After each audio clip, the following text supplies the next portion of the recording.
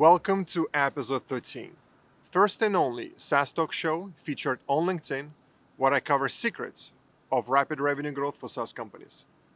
If you're watching this episode for the first time, check out our other series at our LinkedIn company page.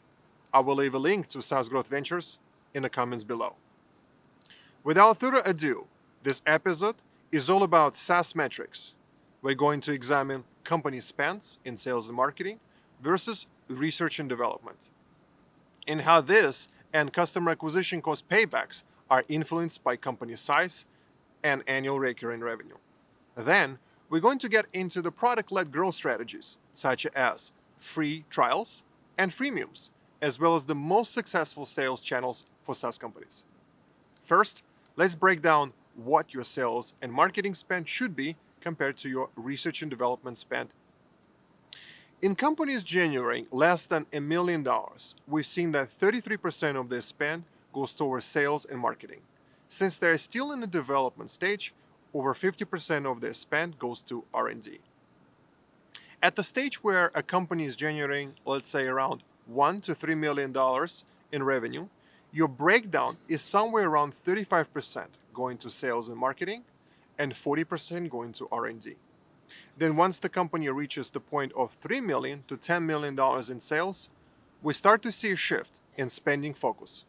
We start to see more going into sales and marketing, around 40%, and less going to research and development, which is now around 37%. In short, your sales and marketing spend is increasing and your R&D spend is decreasing. The next metric involves how much time it takes to get paid back from the customer. This depends on the revenue stages. So anywhere under $500,000 in sales, you're looking at customer acquisition cost payback of around 6 months. Companies making in a neighborhood of $3 million typically take 7 to 10 months to recoup the investments. And once you start going over $3 million in sales, unfortunately, you're looking at 12 months to get the investment back.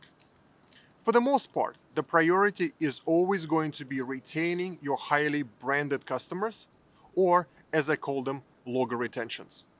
You need to focus on the logo retentions because they offer lifetime value, which means you can extract revenue from them into the future. This can be in the form of upselling, offering more licenses, or potentially landing larger contracts. Now, if you raise some seed money or angel investments, and you are making around, let's say, $500,000, your sales and marketing spend should not exceed more than probably 30-35% of your spend. You're still in R&D stage, so 60% of your capital goes towards development. As we get closer to Series A stage, where you are generating $3 to $4 million in annualized recurring revenue, your marketing and sales spend is increasing to 45 or 50%, and your R&D spend is going down probably about 40%. As you get closer to Series B round, and you are generating anything above $6-7 million in AR, your sales and marketing spend will be around 50%, and your R&D spend stays fairly the same, around 40% year over year.